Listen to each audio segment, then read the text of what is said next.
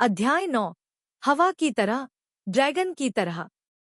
मुट्ठी के आकार की गेंद मैदान के बीच में रखी गई थी। बाईं और दाईं ओर दो टीमें थीं, जिनमें से प्रत्येक में 5 लोग थे, जो अपने गोल के सामने लगाम के साथ खड़े थे। अधिकारी के हाथ में छोटा लाल झंडा उठाया गया और दोनों पक्षों के घोड़े तुरंत गेंद की ओर दौड़ पड़े। धूल की 9 धाराएं तुरंत प्रांगण के बीच में आ गईं। केवल राजकुमार हा की ना फात सा स्थिर खड़ी रहीं। वह शांत भाव से घोड़े की पीठ पर बैठी रहीं, स्थिति का निरीक्षण करने के लिए पीछे रहीं। राजा चियू का घोड़ा एक बढ़िया घोड़ा था जो एक दिन में 1000 मील की यात्रा कर सकता था। पुल को जब्त करने के लिए आगे बढ़ता था। जिस घोड़े पर वह सवार था, वह बहुत लंबे लंबे डग भर रहा था। जब वह गेंद से 2 झांग से ज्यादा दूर था, तो वह लड़ने की मुद्रा में आ गया। फिर सरपट दौड़ते हुए उसके हाथ में मौजूद छड़ी भी बाहर आ गई। गेंद प्रतिद्वंद्वी के गोल की ओर उड़ गई। दामाद वी बाव होना ने बहुत तेजी से प्रतिक्रिया की। तुरंत अपने घोड़े की लगाम को पीछे खींचकर बचाव किया। गेंद गोल फ्रेम से टकराई, वापस उछली और उसके घोड़े के ठीक सामने गिरी। वेई बाओहेंग ने अपनी छड़ी घुमाई और उसे वांग यू को पास किया। वांग यू ने उस क्षण का लाभ उठाया जब प्रतिद्वंद्वी के गोल का दाहिना भाग खाली था और सीधे आगे की ओर दौड़ा। हुआंगजी हे गोल के सामने खड़ा था और उसे हवा की तरह आगे बढ़ते हुए देखकर उसने नाफू शाह से आग्रह किया और सीधे वांग यू की ओर दौड़ा। दोनों घोड़े एक दूसरे के पास से गुजरे और दोनों छड़ें भी एक दूसरे को पार कर गई और पलक झपकते ही प्रत्येक एक अलग दिशा में भाग गई। जिस गेंद का नेतृत्व वांग यू कर रहा था वह हुआंग जीहे की छड़ी के नीचे लुढ़क गई।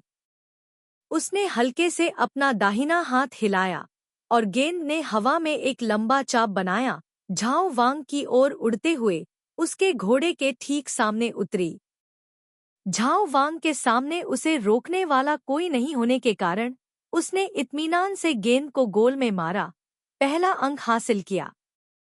महाराज चोंगो, आपने बहुत अच्छा युद्ध लड़ा। चू तू टैन गर्व से चिल्लाया। सामने वाले व्यक्ति से सावधान रहना भूल गया। सभी को उम्मीद नहीं थी कि एक छोटा और पतला हिजड़ा इतना अच्छा क्यूब खेल सकता है। पलक झपकते ही उसने वोंग वान के हाथ से गेंद छीन ली और गोल कर दिया। आसपास के दर्शक अचानक चुप हो गए, फिर जयकारे लगाने लगे। राजकुमार हा ने बगल की ओर नहीं देखा, अपने घोड़े को वापस लक्ष्य की ओर ले गया। सावधानी से पहरा दे रहा था। वोंग युआन ने उसकी ओर देखा, फिर बिना कुछ कहे मुड़ा और अपने खेत की ओर भाग गया। चरमोत्कर्ष अभी शुरू ही हुआ था, यहाँ तक कि सम्राट भी प्रशंसा करते रहे।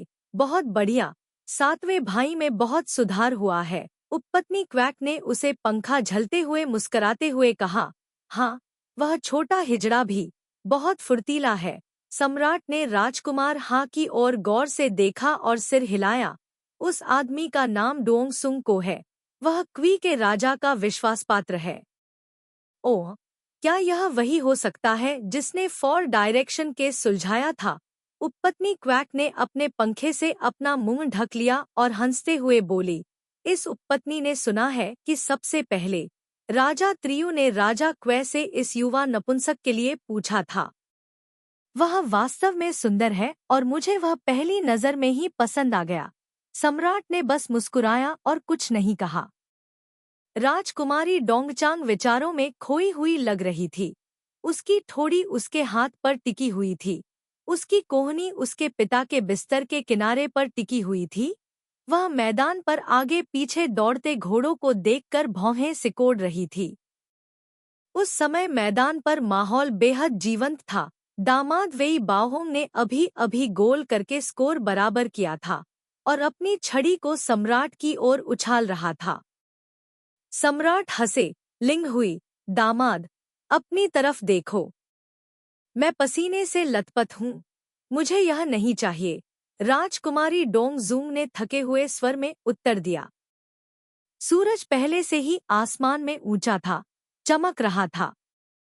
मैच शुरू ही हुआ था, लेकिन राजकुमार हा को पहले से ही घुटन महसूस हो रही थी। न केवल गर्मी थी, बल्कि मैदान पर उड़ती धूल और रेत ने भी सांस लेना मुश्किल कर दिया था। हर कोई पसीने में पसीना आ रहा था, लेकिन गर्म वातावरण उत्साह को बढ़ाता है। घोड़ों के खुरों को धूल के साथ आगे बढ़ने के लिए, हवा की तरह जाकर झुलसाने वाले व्यक्ति को घूरते हुए, झुलसने के साथ साथ यह देखने के लिए जेल घोड़े को लड़ने के लिए आगे बढ़ने के लिए आग्रह करते हैं। उसके सिर पर हेयरपिन को पकड़ो, एक बहुत छोटा क्लैंग बनाते हुए। अगर वह थोड़ा धीरे चलती तो अब तक उसके बाल उसके चारों ओर फैल गए होते। शायद लोग पहचान ले कि वह बहुत हद तक वांछित राजकुमार हा जैसी दिखती थी।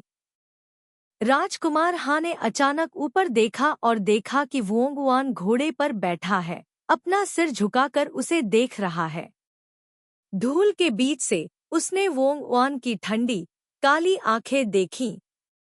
इससे पहले कि वह सीधे बैठ पाती, यार्ड से जयकारे गूंजने लगे। दामाद वेई बाओहोंग ने उसे फिर से मारा। झोउ ज़िकिन अपने घोड़े पर सवार होकर उसके पास गया और पूछा, क्या तुम ठीक हो? कोई बात नहीं, राजकुमार हा ने भौहें सिकोड़कर उत्तर दिया। वांग युन ने सचमुच ऐसा किया, लगभग उस हिजड़े के सिर पर वार कर दिया था। चू तुतान ने बड़बड़ाते हुए कहा, ऐसा लगता है कि उसे वामपंथी जिनवू गार्ड के उन असभ्य लोगों ने बिगाड़ दिया है। राजकुमार हा ने कोई जवाब नहीं दिया, बस अपने बालों में लगे हेयरपिन को पकड़ लिया और उसे कसकर पिन कर दिया। यह कुछ भी नहीं है। इससे पहले कि वह बोलना समाप्त करती, उसने श्रोताओं को शोर मचाते हुए सुना। प्रांगण में मौजूद लोगों ने सिर घुमाकर देखा। यह राजकुमार क्विलीथू बाक था जो बाहर से आ रहा था। वह घोड़े पर सवार नहीं था, बल्कि उसने डिचैक को अपने बगल में किसी के द्वारा ले जाने दिया। होआंग तुहा क्षण भर के लिए स्तब्ध रह गई। ट्रोंग हैंग आना उसके पास आया और घबराकर पूछा, वह मामला? सुंग को, राजकुमार यहाँ है। होआंग तुहा ने लीथू बाक की ओर देखा, फिर अपने हाथ में छड़ी कसी, घोड़े को खींचा और पीछे मुड़ा। छोड़ो, इस लड़ाई के बाद बात करते हैं। लीथू बाक ने सम्राट को प्रणाम किया, तो सम्राट ने किसी को आदेश दिया कि उनके बैठने के लिए एक कुर्सी लाई जाए। उपपत्नी क्वैक और राजकुमारी डोंगजूंग दोनों पीछे हट गईं, जिससे वह सम्राट के पीछे लगभग आधा कदम की दूरी पर बैठ गया। वह डोंग सुंग को लड़का बहुत अच्छी तरह लड़ा, सम्राट ने प्रशंसा की। ली शुबाई ने मैदान पर दौड़ते घोड़ों को देखा और शांति से कहा, वह कमजोर है, ऐसा लगता है कि वह आधे घंटे और नहीं टिक पाएगा। सम्राट ने हंसते हुए कहा, लेकिन यह भी काफी प्रभावशाली है। मैंने सुना है कि उसने राजा झाओ और राजा नगाक को भी वाम जिनवू गार्ड में शामिल होने में मदद करने के लिए आमंत्रित किया था। लीथू बाक की नजरें त्रुओंग हंग आन्ह पर रुक गईं। उसने भौहें सिकोड़ी, लेकिन केवल इतना कहा, मुझे लगता है कि शायद 7वें भाई और 9वें भाई आज खाली हैं और उनके साथ खेलने आए हैं। चू तू टैन के कोमल शियाओहा को गलती से ता किम नगोवे के काले घोड़े ने लात मार दी। वह दर्द से उछल पड़ा और बाहर यार्ड में भाग गया, जिससे वह लगभग गिर गया।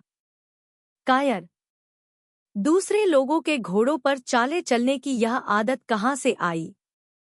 चू तू तान ने जोर से चिल्लाया। होआंग तुहा बचाव की मुद्रा में था। उसे चिल्लाते हुए सुनकर उसने अनजाने में ही इधर-उधर देखा। सामने खड़े वोंगवान को गेंद के लिए लड़ रहे लोगों की परवाह नहीं थी।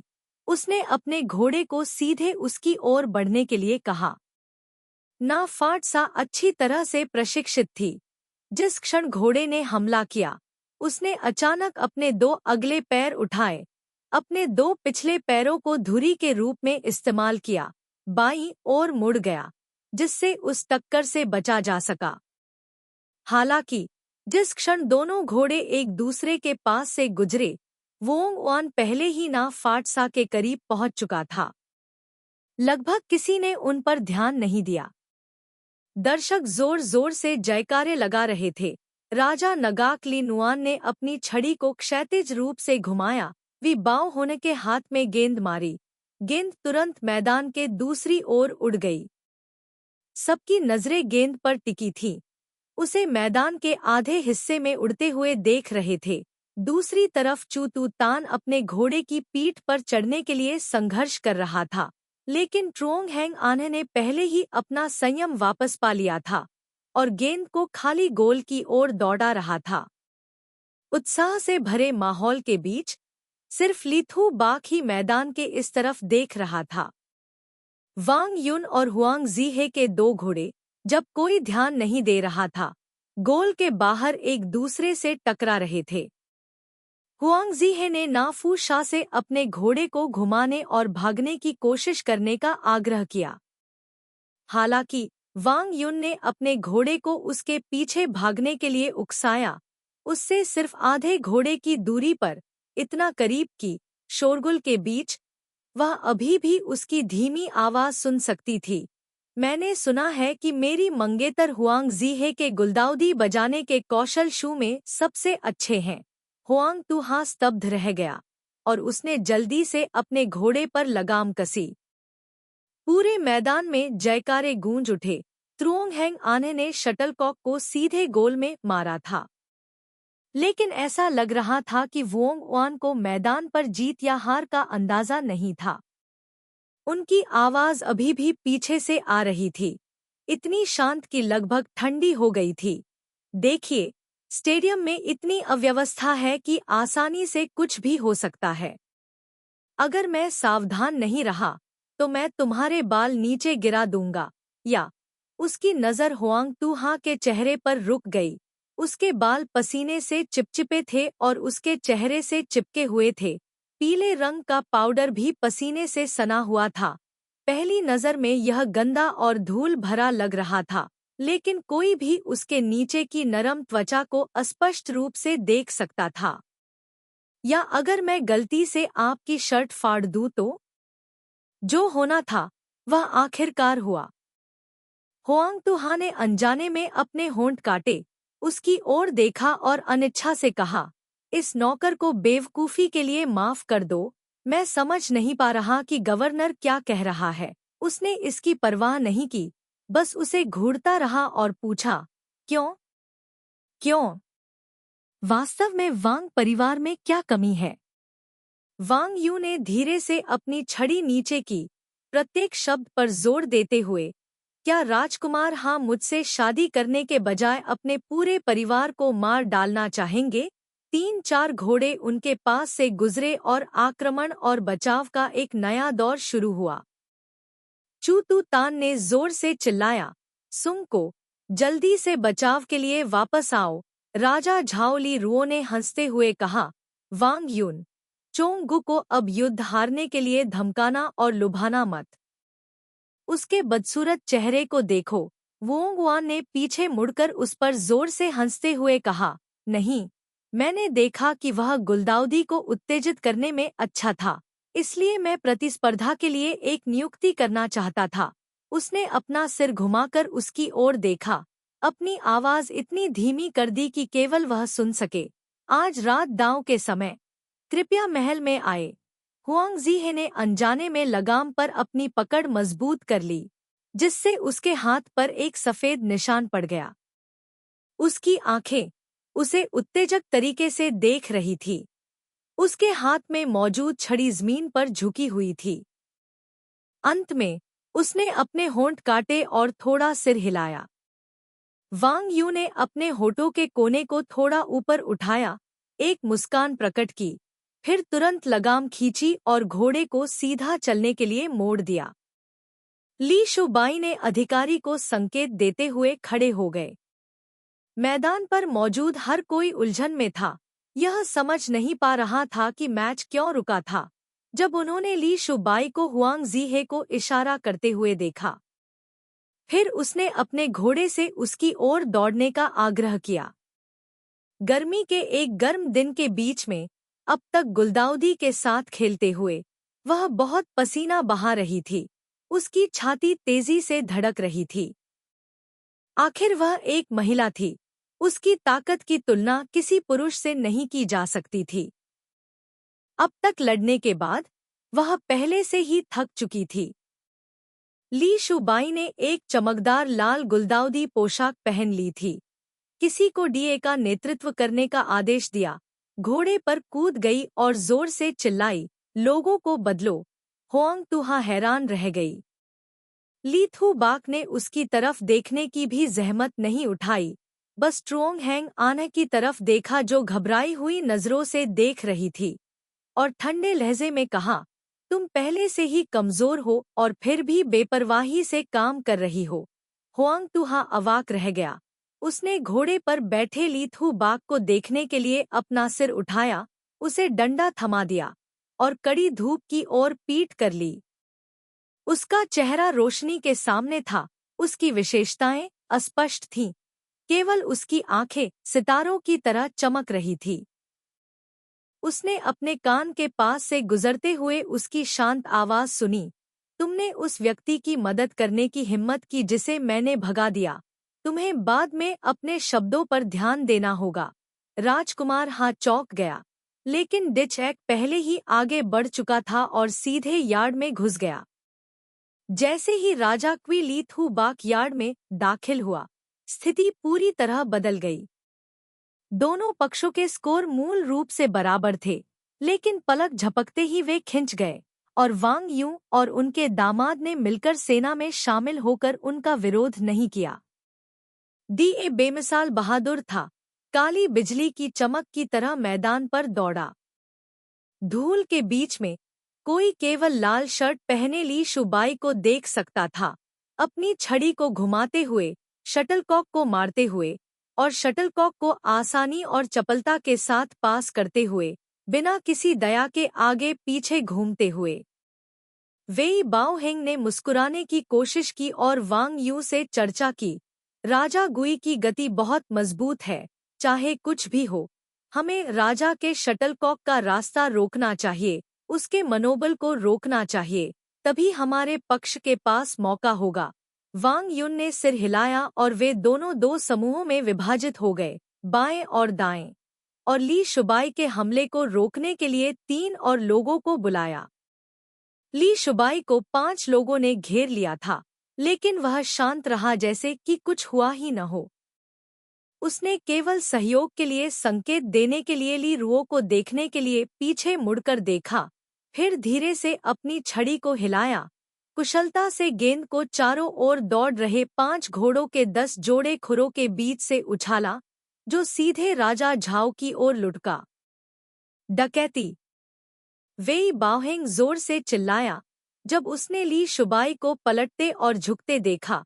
केवल एक पैर को रकाब में फंसाते हुए उसका पूरा शरीर हल्के से एक निगल की तरह फैला हुआ था। उसके हाथ में छड़ी झूल गई। दामाद की छड़ी को रोक दिया जिसने अभी अभी इसे आधा घुमाया था।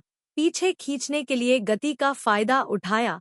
दामाद की छड़ी तुरंत वापस उछली, गेंद से टकराई, जिससे इसकी दिशा बदल गई।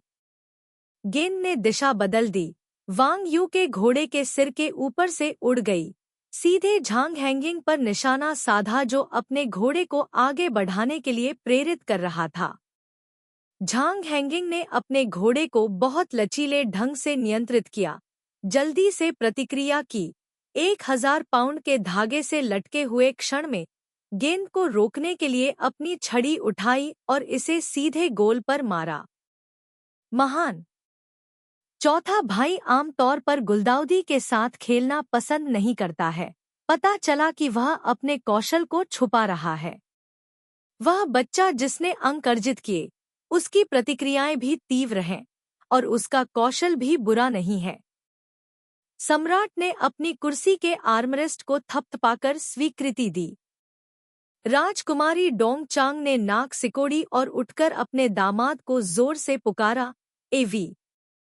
वी बाओ होना जल्दी से अपने घोड़े से उतरा और यार्ड से बाहर उसकी ओर भागा। लेकिन जब वह पहुंचा, तो राजकुमारी डोंगजूंग पहले से ही बैठ चुकी थी और उसने केवल अपनी आंखें उठाकर पूछा, क्या तुम हमेशा गुलदाउदी भाला बजाने में अपने कौशल का बखान नहीं करते? आज मैंने इसका प्रत्यक्षदर्शी हूँ। वेई बाओहांग का मजाक उड़ाया गया और वह केवल व्यंग्यात्मक ढंग से मुस्कुरा सकता था। राजकुमारी सही कहती है, मैंने आज वास्तव में बहुत खराब खेला। लिने हुई ने यह नहीं देखा, एवी हमें सम्राट के सामने शर्मिंदा करने से डरती थी, इसलिए उसने अपनी पूरी ताकत का उपयोग नहीं किया। राजा झाओ कुछ पानी पीने के लिए बाहर चले गए। मुस्कुराते हुए वे मध्यस्थता करने गए। कोई बात नहीं, पुरुष बैडमिंटन खेल रहे हैं, आप बस बैठकर देखें, ज्यादा बात न करें वरना आपके मुंह में धूल चली जाएगी, है ना? राजकुमारी डोंगजूंग ने झुंझलाहट में उसकी ओर देखा। उसका स्वर तिरस्कार से भरा था। हाँ, मैं नौवे चाचा से दामाद के साथ नरमी बरतने की विनती करती हूँ। आंगन में मौजूद सभी लोग आराम करने के लिए अपने घोड़ों से उतर गए और अपने घोड़ों को आंगन में ही छोड़ दिया।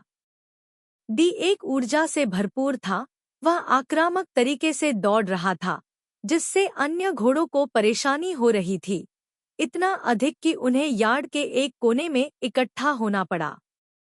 यह देखकर सभी जोर से हंस पड़े और जिन लोगों का पुल अभी अभी लूटा गया था, वे अपना सारा गुस्सा भूल गए। राजकुमार जल्दी से सबके लिए चाय और पानी लेकर आए और पीछे मुड़े तो देखा कि दामाद वेई बाओहोंग अपना सिर झुकाकर जमीन की ओर देख रहे थे। तेज धूप में धूल के बीच उनका चेहरा पीला पड़ गया था। उनके दांत इतने कसकर भीगे हुए थे कि उनका जबड़ा बाहर निकल रहा था। उनके चेहरे पर पसीना बह रहा था, जिससे राजकुमार को लगा कि अब वे खुद को नियंत्रित नहीं कर पाएंगे। लेकिन जब पसीना उनके हाथ के पिछले हिस्से पर टपका, तो उन्होंने उसे झटकने के लिए अपना हाथ हिलाया और साथ ही ऐसा लगा कि उन्होंने अभी अभी का डरावना भाव भुला दिया है और हमेशा की तरह मुस्कुराते हुए उसके हाथ से चाय का प्याला लिया। धन्यवाद। हिजड़ा बहुत अच्छा बजाता है।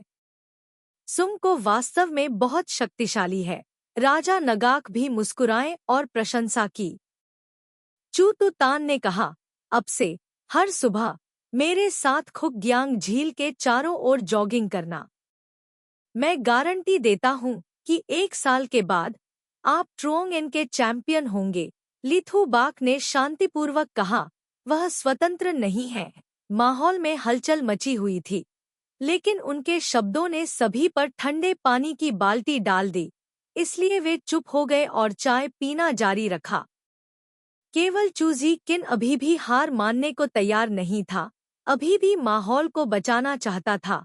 हाँ, बेशक, चाहे आप कितने भी अच्छे क्यों न हों, आप किंग क्वी से तुलना नहीं कर सकते। किसी ने भी उस पर ध्यान नहीं दिया। सभी ने लगभग 1 कप चाय के लिए आराम किया। किंग च्यू ने फिर से आग्रह किया, चलो जारी रखें। सभी लोग अपने घोड़ों पर सवार हो गए। अधिकारी ने झंडा लहराया। घोड़ों की लंबी हिनहिनाहट और घोड़ों की टापों की तीखी आवाज के बीच कई घोड़े प्रतिद्वंद्वी के आंगन की ओर दौड़े। अचानक एक घोड़े ने दर्द से हिनहिनाते हुए अपने अगले पैरों पर गिर पड़ा। यह शाही दामाद का काला घोड़ा था, जो सर पर दौड़ते हुए अचानक गिर पड़ा। वी बाओहुआन घोड़े पर बैठे थे। उन्हें तैयार होने का समय नहीं मिला और वे जमीन पर गिर पड़े। सौभाग्य से वह फुर्तीला था और बहुत तेजी से प्रतिक्रिया करता था। जिस क्षण वह गिरा, वह सिकुड़ गया और जमीन पर कुछ बार लुढ़का जब तक कि उसकी सारी गति समाप्त नहीं हो गई। तब तक वह अपने सिर पर चोट लगने से बच गया। हर कोई शोर मचा रहा था। राजकुमारी डोंगचांग खड़ी हुई और सीधे यार्ड में भाग गई। यहाँ तक कि सम्राट और शाही उपपत्नी गो भी जल्दी से भागकर उसके पास पहुंचे। सैनिकों की 2 टीमें उतर गईं और वेई बाओहांग के चारों ओर इकट्ठा हो गई। ली शुबाई ने तुरंत किसी को वामपंथी जिन वू वेई के चिकित्सक को बुलाने के लिए भेजा। डॉक्टर ने राजकुमार के उखड़ गए हाथ को सही करने में मदद की, उसके पूरे शरीर को छुआ और जांच की, फिर घोषित किया, घाव मामूली है, यह कंडराओं या हड्डियों को प्रभावित नहीं करता है। राजकुमारी डोंगजूंग ने वेई बाओहोंग के चेहरे पर घाव देखा और पूछा, क्या इससे कोई निशान रह जाएगा? महाराज, हमें अभी भी देखना है कि वह कैसे ठीक होती है। कुछ लोगों में जन्म से ही निशान आसानी से पड़ जाते हैं, इसलिए यह थोड़ा परेशानी भरा है। डॉक्टर ने तुरंत जवाब दिया, अगर यह काम नहीं करेगा तो आप जानते हैं कि क्या होगा। राजकुमारी डोंगजूंग ने ठंडे स्वर में कहा, मुझे चेहरे पर निशान वाले दामाद की जरूरत नहीं है। लिन हुई क्वच थुकफी ने भौहें सिकोड़ते हुए असहाय होकर उसे डांटा। लेकिन सम्राट ने कहा, राजकुमारी के शब्द मेरे शब्द हैं, क्या तुम सुन रही हो? हाँ हाँ। डॉक्टर का पूरा शरीर धनुष की डोरी की तरह तनावग्रस्त था, कांप रहा था, मानो वह अब खड़ा नहीं रह सकता। वेई बाओहोंग ने अपना सिर पकड़ लिया और कहा, कोई बात नहीं, बस मामूली चोट लगी है, यह मैच अभी खत्म नहीं हुआ है। फिर से लड़ना चाहते हो? मैं लगभग अपनी जान गंवा बैठा था। राजकुमारी डोंगजुओंग ने गुस्से से डांटा। अधिकारी को अब कोई आवश्यकता नहीं दिखती, चलो आज के लिए यहीं रुकें। वोंग वान ने ली थू बाक की ओर देखा। ली थू बाक ने गेंद जो उसके हाथ में थी, होंग तुहा को थमा दी। चलो इसे यहीं खत्म करते हैं, एक बार काम हो गया तो हो गया। चू तू तान ने जल्दी से वोंग वान से पूछा, ट्रुओंग भाई के बारे में क्या? वोंग वान ने होंग तुहा को देखा। उसकी आंखों में अर्थ देखकर वह एक पल के लिए झिझकी, लेकिन अंत में सिर हिला दिया। तभी वोंग युआन ने त्रुओंग हैंग आने की ओर मुड़कर कहा, तुम्हारा हुनर आज सभी ने देखा है, वास्तव में बुरा नहीं है। हम 2 दिन में इस पर चर्चा करेंगे, आप बस इंतजार करें। यह सुनकर चू तू तान ने खुशी से त्रुओंग हैंग आने को हाई फाइव दिया। इधर लोग जश्न मना रहे थे, उधर राजकुमारी डोंगजूंग नाराज हो रही थी। दूर से सिर्फ एक साफ आवाज सुनाई दे रही थी। उसने काले घोड़े की ओर इशारा करते हुए चिल्लाया, किसी को चोट नहीं आई? फिर राजकुमार को ऐसा संयोग क्यों हुआ कि वह लगभग अपनी जान गंवा बैठा? हर कोई जानता था कि राजकुमारी तोंगचांग बिगड़ चुकी है, इसलिए राजकुमार केवल इसे अनदेखा कर सकते थे और दिखावा कर सकते थे कि उन्होंने इसे नहीं देखा। जो लोग उसे पीट रहे थे, वे अभी भी वेई बाओहोंग को सांत्वना दे सकते थे, लेकिन घुड़सवार और माली जो गुलदाउदी की देखभाल कर रहे थे, उन्हें अपना सिर झुकाकर डांट सुननी पड़ी। सम्राट ने राजकुमारी तोंगचांग के कंधे को थपथपाया और उसे सांत्वना दी, लिंगुई, शांत हो जाओ। राजकुमारी डोंगजूंग ने यह सुना और पलटकर अपनी आस्तीन पकड़ी और कहा, पिताजी। उसकी आवाज कांप रही थी, एक बेकाबू डर प्रकट कर रही थी। सम्राट ने आश्चर्य से पूछा, क्या हुआ? पिताजी, कुछ दिन पहले तियन फुक पैगोडा में भरी भीड़ के बीच मेरे बगल में सेवा कर रहे एक किन्नर पर भी दुर्घटनावश बिजली गिर गई और उसकी मौत हो गई। अब दामाद की बारी है।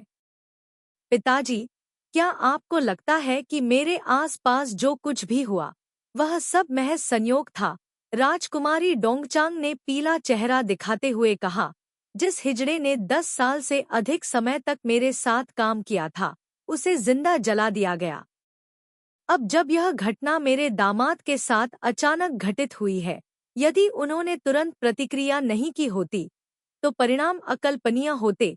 क्वैक थुकफी ने आह भरी, उसका हाथ पकड़ लिया और उसे सांत्वना दी, लिन हुई, ज्यादा मत सोचो, यह सब महज एक संयोग है।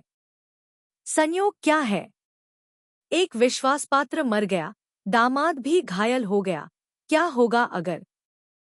होगा अगर अगली बार मेरी बारी आई? राजकुमारी डोंगचांग ने पीला चेहरा दिखाते हुए कहा। उसके मंदिर में लगा हेयरपिन हिल गया, जिससे एक घबराहट वाली वक्रता बन गई। अपनी बेटी को इतना डरा हुआ देखकर सम्राट भावुक हो गया और उसे सांत्वना दी। ऐसा कैसे हो सकता है? यहाँ सम्राट के रहते हुए मेरी बेटी को छूने की हिम्मत कौन करेगा? उसने दांत पीसते हुए कहा। लेकिन कुछ दिन पहले मुझे एक सपना आया था। लिन हुई, सपना तो बस सपना ही होता है। क्वैक थुकफी ने बीच में टोकते हुए उसके कंधे को गले लगाया और उसे सुरक्षित रखते हुए कहा, ठीक है, अगर तुम इसके बारे में थोड़ा और सोचोगी तो यह ठीक हो जाएगा। राजकुमारी सोंग डोंग जूंग ने क्वैक थुकफी के हाथ से छूटने के लिए संघर्ष किया। सम्राट को उदास होकर देखा और कहा, बेटी अपने पिता से एक एहसान मांगना चाहती है। सम्राट ने सिर हिलाया। तुम कहो। मैंने सुना है कि क्वी वोंग महल का नपुंसक डोंग सुंग को मामलों को सुलझाने में बहुत अच्छा है। डाली मंदिर के लोग कहते रहते हैं कि यह स्वर्ग से मिली सजा है और वे सच्चाई नहीं खोज सकते। अब मैं आपसे अनुरोध करता हूँ कि महाराज मेरा अनुरोध स्वीकार करें और यांग चोंगगु को दामाद और वेई जिमिन के 2 मामलों की जांच करने के लिए भेजें। राजकुमार हा को उम्मीद नहीं थी कि राजकुमारी डोंग जूंग अचानक यह अनुरोध करेगी और वह दंग रह गया। सम्राट भी स्पष्ट रूप से बहुत आश्चर्यचकित था। राजकुमार हा को देख रहा था, बिना कुछ कहे सोच रहा था। लेकिन राजकुमारी डोंग जूंग ने तुरंत अपने पिता का हाथ पकड़ लिया, उसे एक बच्चे की तरह हिलाते हुए और विनती करते हुए कहा, पिताजी, बेटी बेटी बहुत चिंतित है। अगर कुछ अप्रत्याशित हुआ तो पापा तुम्हें कभी नहीं देख पाएंगे। बकवास मत करो। सम्राट ने बीच में टोका। राजकुमारी डोंगचांग ने ऊपर देखा। उसकी आंखें पहले से ही आंसुओं से भरी हुई थी, गिरने वाली थी। अपनी बेटी को इस तरह देखकर सम्राट ने भी असहाय होकर आह भरी और ली थू बाग से पूछा, चौथे भाई, चूंकि राजकुमारी ने ऐसा कहा है तो आप उस नपुंसक को अस्थायी रूप से दाई लीतू में क्यों नहीं स्थानांतरित कर देते, ताकि वह थोई थुआन ट्राम को तिएन फुक शिवालय के मामले की जांच करने में मदद कर सके। ली थू बाग ने शांतिपूर्वक उत्तर दिया, महाराज, कृपया मेरी मूर्खता के लिए मुझे क्षमा करें। क्या तिएन फुक पगोड़ा में अराजकता एक बिजली के कारण नहीं हुई थी, जिससे मोमबत्ती फट गई थी, जिसके कारण लोगों में एक दूसरे को धक्का देने और धकेलने की अराजक स्थिति पैदा हो गई थी? राजकुमारी के महल के हिजड़े की मृत्यु संभवतः गलती से मोमबत्ती के पास धकेल दिए जाने के कारण हुई होगी। तभी मोमबत्ती फट गई और दुर्भाग्यवश उसमें आग लग गई। अगर यह सिर्फ इतना ही था तो इसे संयोग कहा जा सकता था, लेकिन दामाद का मामला क्या है? ऐसी घटनाएं केवल मेरे आसपास के लोगों के साथ ही क्यों घटती हैं? अपनी बेटी को अशिष्टता से बोलते हुए सुनकर क्वाच थुकफी ने तुरंत उसका हाथ खींच लिया। सम्राट ने भी डांटा, लिन हुई, तुमने चौथे चाचा से ऐसा क्यों कहा? राजकुमारी डोंग जूंग ने अनिच्छा से अपना सिर झुकाया। चौथे चाचा? अब जब लिन हुई लगातार दुर्घटनाएं कर रही है तो क्या यह हो सकता है कि आपको एक छोटे से हिजड़े के लिए खेद है? कृपया उसे कुछ दिनों के लिए लिन हुई को उधार दे दीजिए। फॉर डायरेक्शन का मामला जो पहले बहुत चौंकाने वाला था, वह उसे आसानी से सुलझा सकता था। उसे लिन हुई में स्थिति की जांच करने दो, फिर क्वी वोंग की हवेली में वापस लौटो। जल्दी क्या है? उपपत्नी क्वैक ने भौहें सिकोड़ते हुए कहा। लिन हुई, मैंने सुना है कि कुछ ही दिनों में राजकुमार क्वी थुक के लिए रवाना हो जाएगा। नपुंसक डोंग राजकुमार का करीबी विश्वासपात्र है। तुम उसे अपनी मदद के लिए यहाँ रखना चाहती हो। यह सही नहीं लगता। चौथे चाचा की सेवा में इतने सारे नौकर हैं, एक कम होने से क्या समस्या है? राजकुमारी डोंग जुओंग ने राजकुमार हा की ओर देखा। हिजड़े डोंग, मुझे बताओ, क्या तुम सहमत हो या मना करते हो? राजकुमार हा ने एक क्षण विचार किया, फिर कहा, मेरी विनम्र राय में तिएन फुक शिवालय में धक्का मुक्की वास्तव में बिजली गिरने के कारण हुई थी, जिससे गलती से मोमबत्ती फट गई थी। मूल कारण स्वर्गीय वज्र में है। भले ही यह सेवक अपराधी को ढूंढना चाहे, वह उसे खोजने के लिए स्वर्ग नहीं जा सकता। राजकुमारी डोंगजूंग ने वी बाओ होने की ओर इशारा करते हुए पूछा, दामाद का मामला क्या है? घोड़े को दामाद खुद ही चला रहा था। उसने पहले भी घोड़े बदले थे। नौकर ने जो देखा, उससे लगता है कि यह महज संयोग था। यादृच्छिक? क्या यादृच्छिक? मुझे विश्वास नहीं होता कि इतनी सारी यादृच्छिक चीजें होती हैं। राजकुमारी डोंगजूंग क्रोधित थी। उसके सुंदर और नाजुक चेहरे से एक भयंकर और क्रूर भाव झलक रहा था। उसकी आंखें राजकुमार हाँ पर घूर रही थी और वह जोर से चिल्लाई, उस स्थिति में मुझे उस घुड़सवार को टुकड़े टुकड़े कर देना चाहिए जिसने दामाद को लगभग मार डाला था। इसके अलावा वामपंथी जिन वू वेई कार्यालय के सभी घुड़सवारों को जिम्मेदार ठहराया जाना चाहिए। लिन हुई, शांत हो जाओ।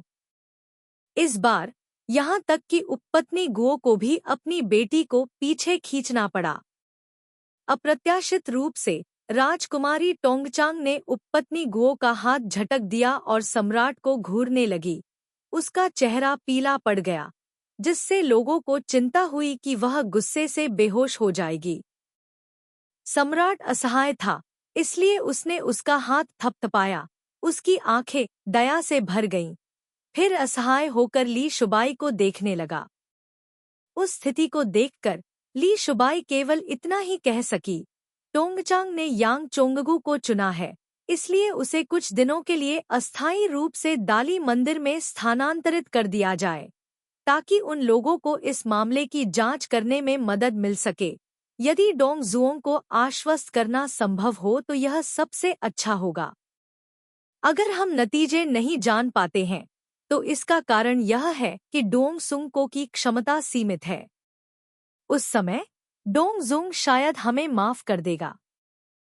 चौथे भाई, कृपया मुझे माफ कर दो, यही अच्छा है। सम्राट ने सिर हिलाया। राजकुमारी डोंगचांग ने ली शुबाई को सलाम किया। उसकी आवाज में हिचकिचाहट थी। धन्यवाद चौथे चाचा। क्वैक थुकफी को भी ऐसा महसूस हुआ जैसे कोई बोझ उतर गया हो। सम्राट और उपपत्नी एक दूसरे को असहाय भाव से देखने लगे। सोंग हुआंग जीहे ने खड़े होकर देखा और देखा कि उपपत्नी गुओ चिंतित दिख रही थी। राजकुमारी डोंगचांग ने तुरंत पूछा, मुझे आश्चर्य है कि नपुंसक यांग अपनी जांच कहाँ से शुरू करना चाहता है। राजकुमार हाँ ने एक क्षण तक सोचा, फिर उत्तर दिया, मैं उस घोड़े से शुरुआत करना चाहता हूँ। राजकुमार को राजकुमारी के महल के नौकरों ने सहारा दिया, जबकि राजकुमारी डोंगचांग उपपत्नी गुओ की शाही गाड़ी में सवार होकर राजकुमारी के महल की ओर धीरे धीरे आगे बढ़ी। राजकुमारी डोंगचांग गाड़ी के बिस्तर पर झुकी हुई थी, मुड़ी हुई थी और गाड़ी के हिलते हुए पर्दों को निश्चलता से देख रही थी। यद्यपि मोटे ब्रोकेड के पर्दे इस्तेमाल किए गए थे, फिर भी बाहर से आने वाली सूर्य की रोशनी पर्दे के साथ साथ झिलमिलाती हुई दोनों लोगों पर चमक रही थी।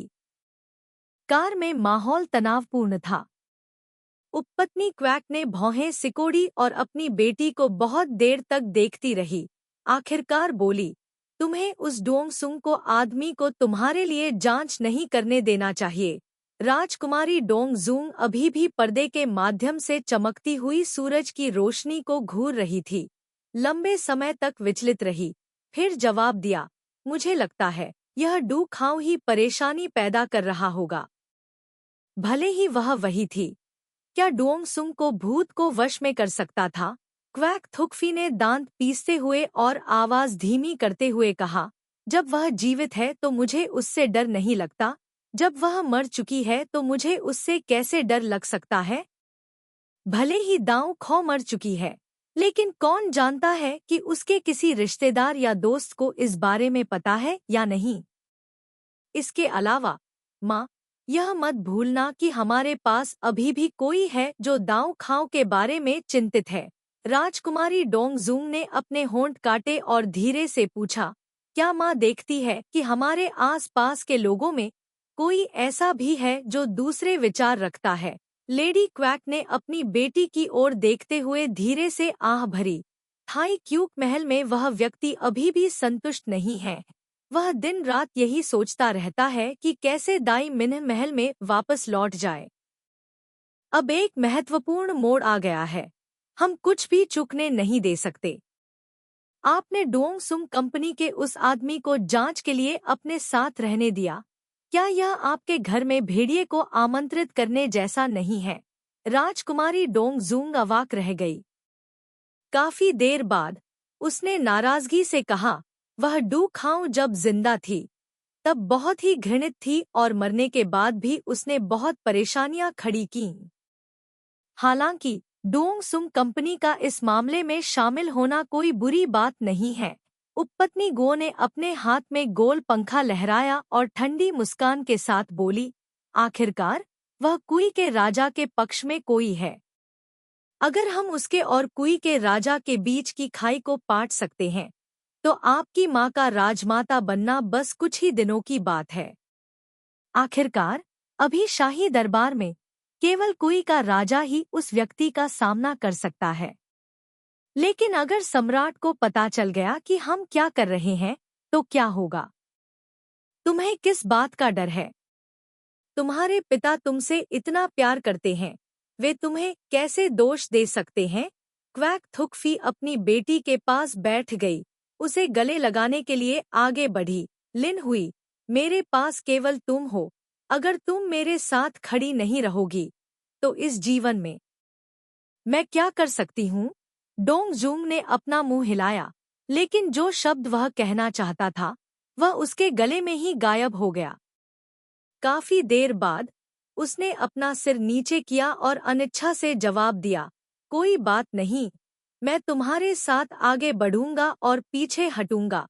हुआंगजी वह बैठ गया। ली शुबाई काले घोड़े के बगल में खड़े हो गए, जो कि जमीन पर गिर गया था। दुर्भाग्य से लंबे काले घोड़े ने अपने दाहिने हिस्से को तोड़ दिया था, जो कि हंगजी ने अपने दाहिने खुरों को देखा था। सुई राजवंश 581-600 ईस्वी के काइहुआंग के वर्षों से यह माना जाता है कि तांग राजवंश के दौरान कुछ लोग थे जो घोड़े की नाल से बने थे। उसने अपना पैर उठाया, क्लॉग ने उड़ान भरी। लोहे की कील पर गड्ढा बनाकर उसमें कील ठोकने की कोशिश करते हुए भौहें सिकोड़ते हुए कहा, यह निशान है। लिथुबाक विचार करने के लिए बैठ गए। खरोंच पर एक हल्का सा निशान था, साथ ही सुई की नोक जितनी पतली खरोंचें भी थी, जो जंग के साथ मिल गई थी। ली शुबाई ने भौहें सिकोड़ी। यह स्पष्ट है कि कुछ समय पहले ही किसी ने कील को उखाड़ा था, जिससे जंग पर निशान रह गए हैं। अब पहली समस्या यह है कि क्या उसके पास कोई लक्ष्य है या वह बस बेतरतीब ढंग से हमला करता है और जिस पर भी हमला करता है उसे मार देता है। राजकुमार हा ने अपना हाथ उठाया और अपने सिर पर लगे हेयरपिन को दबाया, अंदर लगे जेड हेयरपिन को बाहर निकाला और जमीन पर 2 रेखाएं खींच दीं। यदि कोई लक्ष्य है तो क्या यह राजकुमार पत्नी पर लक्षित है या किसी और पर, ताकि राजकुमार पत्नी बदकिस्मत हो जाए और उसमें फंस जाए? यदि इसका उद्देश्य किसी को नुकसान पहुंचाना नहीं है, बल्कि केवल यह है कि लड़ाई में किसी को चोट पहुंचे, तो इसका उद्देश्य क्या है? इससे किसे लाभ होगा? ली शुबाई ने सोचते हुए सिर हिलाया। उसने 2 और रेखाएं खींची। दूसरी समस्या यह है कि घोड़े की नाल की कील को खोल दिया गया है और कुछ ही समय में समस्याएं पैदा होंगी। लेकिन यह घोड़ा बहुत समय पहले यार्ड में घुस आया था और तब उसे परेशानी हुई थी। तो 2 संभावनाएं हैं। एक यह है कि व्यक्ति ने घोड़े को अपने खुर को ढीला करने से पहले लंबे समय तक यार्ड में प्रवेश करने के लिए कुछ विधि का इस्तेमाल किया। दूसरा, हत्यारे ने अभी कुछ समय पहले ही यह काम किया है, ठीक उस समय जब राजकुमार आराम करने के लिए बाहर गया था और राजकुमारी डोंग जूंग ने उसका मजाक उड़ाया था। ली शुबाई ने अपना हाथ उठाया और पहली पंक्ति की ओर इशारा किया। अगर हमने लड़ाई से पहले कार्रवाई की तो हमें पता लगाना होगा कि हत्यारे ने दामाद को वह घोड़ा कैसे चुनने के लिए मजबूर किया। इसके साथ ही उनकी उंगली दूसरी पंक्ति की ओर इशारा करती है। यदि हम ब्रेक के दौरान हमला करते हैं तो हमें जांच करनी होगी कि उस समय घोड़े के पास कौन आया था। होंग टूहा ने उस समय की स्थिति को याद करते हुए भौहें सिकोड़ते हुए कहा। राजकुमारी डोंगजूंग द्वारा दामाद को बुलाने के बाद यार्ड में मौजूद सभी लोग भी आराम करने के लिए अपने घोड़ों से उतर गए। यदि उस समय कोई किसी और के घोड़े के आसपास घूमता तो निश्चित रूप से उस पर ध्यान जाता। किसी ने भी अलग ढंग से काम नहीं किया, लिथु बाख ने पुष्टि की। उसकी आंखें बहुत तेज हैं। एक नज़र ही याद रखने के लिए काफी है, भूल नहीं सकते। इसके अलावा मुझे अभी भी याद है, उस समय घोड़ों की देखभाल करने वाला व्यक्ति घोड़ों को कुछ समय के लिए आराम करने और स्वस्थ होने देना चाहता था, लेकिन डिच एसी ने परेशानी खड़ी कर दी, जिससे सभी घोड़े यार्ड के एक कोने में इकट्ठे हो गए और घोड़ों की देखभाल करने वाला व्यक्ति फिर अंदर नहीं गया। होंग टूहा ने सिर हिलाया और कहा, तो ऐसा लगता है कि पहला विकल्प अधिक संभावित है, ली शुबाई ने टिप्पणी की। हुआंग जीहे ने पुष्टि की। तो सबसे महत्वपूर्ण मुद्दा जिसे अब स्पष्ट करने की आवश्यकता है वह यह है कि हत्यारे ने दामाद को वह घोड़ा कैसे चुनने के लिए मजबूर किया। इसके अलावा यह तब हुआ जब झूजी किन ने वेई बाओहोंग द्वारा चुने गए पहले घोड़े को उधार देने का अनुरोध किया था। होंग टूहा ने सोचा, क्या कोई अन्य संभावना भी है, जैसे कि हत्यारे ने शुरू से ही सबसे अच्छे घोड़े को मारने की योजना बनाई थी। राजकुमार देर से आया, लेकिन शो शुरू होने से पहले दामाद ने मूल रूप से ट्रुओंग हैंग अनह का भूरा घोड़ा चुना, लेकिन चू तू तान ने इसे उधार मांगा, इसलिए दामाद ने इसे बदल दिया। उस स्थिति में राजकुमार को इस घोड़े पर सवार करने के लिए कई संयोग होने चाहिए। वर्तमान दामाद ग्वांगलू के ग्रैंड मास्टर हैं और वे एक आमंत्रित अतिथि भी हैं। कारण के अनुसार उन्हें सबसे पहले घोड़ा चुनना चाहिए, लेकिन हत्यारे ने भूरे घोड़े पर हमला नहीं किया था, इसलिए संभवतः उसका निशाना दामाद नहीं था। क्या ऐसा हो सकता है कि उन्होंने यह अनुमान लगाया था कि झांग हंगिंग के पास घोड़ा नहीं होगा और झू जिकिन वामपंथी जिन्वू गार्ड से घोड़ा उधार लेगा? राजकुमार हां ने एक क्षण सोचा, फिर अपना सिर हिलाया। इस घोड़े को राजकुमार ने चुना था और यह उत्कृष्ट नहीं दिखता। कोई भी नहीं सोचेगा कि इसे दूसरे स्थान पर रखा जा सकता है। इस बिंदु पर सभी तर्क एक मृत अंत पर पहुंच गए थे। कोई रास्ता नहीं था। दोनों के पास अस्थायी रूप से खड़े होने और अखाड़े को छोड़ने के अलावा कोई विकल्प नहीं था।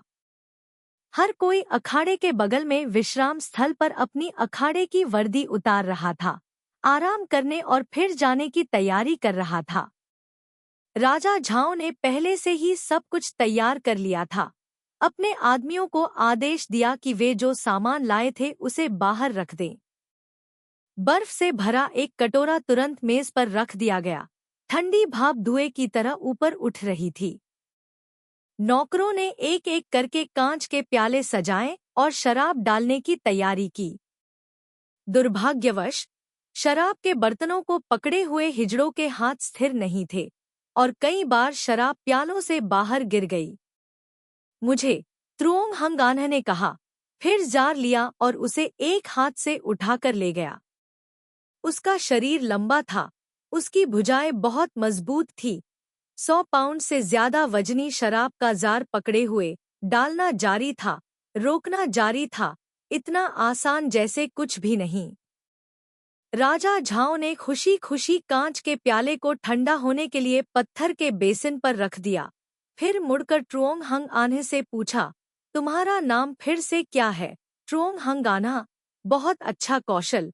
चलो ऐसा करते हैं, अगर ता किम नगोवे को आपकी जरूरत नहीं है तो इसे मेरे पास छोड़ दें। तुम बस मेरे पीछे आओ और हर दिन मेरे लिए शराब पिलाओ। ट्रुओंग हंगानह स्वभाव से शर्मीला था और बोलने में अच्छा नहीं था, इसलिए वह केवल अजीब तरह से मुस्कुरा सकता था। नगाक के राजा ने ली थू बाग को आड़ू की शराब का एक कप लाकर दिया जिसे पहले बर्फ से ठंडा किया गया था। चौथे भाई, यह आड़ू की शराब है जो नौवें भाई ने थोहुआ ला के पश्चिमी क्षेत्र से प्राप्त की थी। मैंने सुना है कि इसे 3 बार भाप में पकाना पड़ता है और 3 बार सुखाना पड़ता है। शराब का रंग बहुत सुंदर है भाई, चख कर देखो, इतना खराब भी नहीं। ली थू बाक ने सिर्फ 2 शब्द कहे, लेकिन राजा चियू को गर्वित करने के लिए यह काफी था। वह मुस्कुराया और राजा नगाक से बोला, 7वें भाई को सिर्फ चाय पीना पसंद है, वह शराब के फायदे कैसे जान सकता है। खासकर बैडमिंटन खेलने के बाद, ठंडी शराब के कुछ गिलास पीने के बाद, जीवन इस बिंदु पर आ गया है कि बस एक पुराने केक का टुकड़ा गायब है। अधिमानतः एक ऐसा केक जो अभी भी गर्म और ओवन से निकला हुआ ताजा हो। को लाऊं उस समय का एक बहुत लोकप्रिय बकरी के मांस का केक था, जिसे राजधानी के लोग बहुत पसंद करते थे। चू तुतान घोड़े की नाल की जांच कर रहा था। जब उसने यह सुना तो उसने ऊपर देखा और कहा, मुझे भी वह केक बहुत पसंद है, आप मेरे घर क्यों नहीं आते? मैं रसोइये से इसे बनाने के लिए कहूँगा। राजा चियू ने अपना सिर हिलाया। यदि आप इसे अभी ऑर्डर करते हैं, तो आप कब इंतजार करेंगे?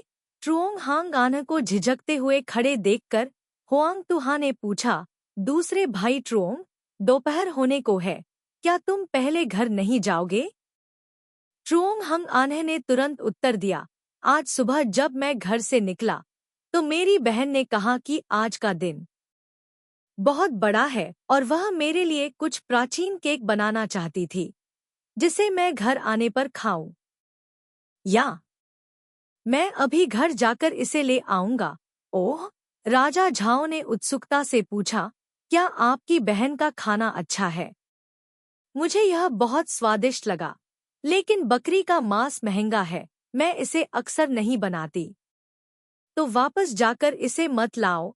प्राचीन केक को ओवन से बाहर निकालना चाहिए और स्वादिष्ट होने के लिए इसे अभी भी गर्म खाया जाना चाहिए।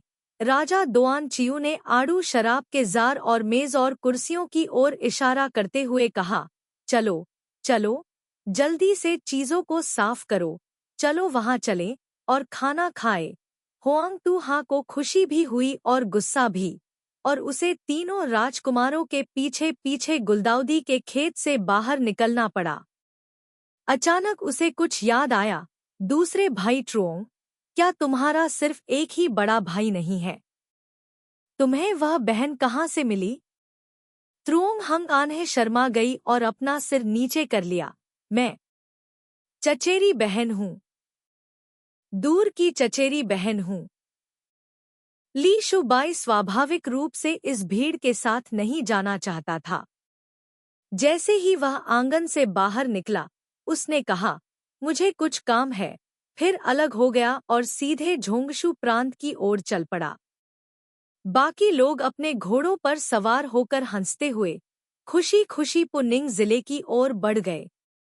झू जी किन ने हुआंग जीहे और झांग हैंग यिंग से फुसफुसाते हुए कहा, क्या आप जानते हैं, इस साल की शुरुआत में राजा झाओ एक बार आधी रात को जाग गए और अचानक शिक्षण कार्यालय से मिस यूजी को बांसुरी बजाते हुए सुनना चाहते थे, लेकिन यह कर्फ्यू के दौरान था और मुझे लगा कि इसका खुलेआम उल्लंघन करना अच्छा नहीं होगा, इसलिए इस बिंदु पर उन्होंने ठहाका लगाया और बात करना बंद कर दिया। राजा झाओ आगे चले गए और उन्होंने सब कुछ सुना, इसलिए वह पीछे मुड़े और हंसे और डांटा, यह कमीने झू जी किन, तुम बार बार बकवास करते रहते हो, जिससे मेरा सारा सम्मान गिर जाता है। क्या यह सिर्फ इतना ही नहीं है कि मैंने एक गार्ड का वेश धारण किया और चुपके से बाहर निकल गया, फिर रात के गश्ती दल द्वारा हिरासत में लिया गया, एक रात कार्यालय में रहना पड़ा और अगली सुबह वांग यू के आने पर ही मुझे छोड़ा गया। यह सुनकर राजा नगाक ली नुआन भी हंसे, उनकी भौहें शिथिल हो गईं, बीच में लाल तिल और भी सुंदर हो गया। लोगों के दिलों को चौंका दिया, नावा भाई वास्तव में बेतुका है, आपने गार्ड के कपड़े पहने और पकड़े गए। कोई रास्ता नहीं है कि वामपंथी जिन वो गार्ड आप पर विश्वास करेगा। यही कारण है कि आज मैं उनकी गति को कुचलने में सक्षम था। मैं बहुत संतुष्ट महसूस कर रहा हूँ। राजा झाओ ने अपना कोड़ा लहराया और दिल खोलकर हंसे। यांग चोंगू, अगली बार जब आप इस तरह से सामना करेंगे तो मुझे फोन करना याद रखें। सामने आलसी राजकुमार को देखते हुए राजकुमार हाँ के पास इसे अनदेखा करने के अलावा कोई विकल्प नहीं था, जैसे कि उसने इसे सुना ही नहीं। उदास होकर मुस्कुराया और अपना सिर एक तरफ कर लिया।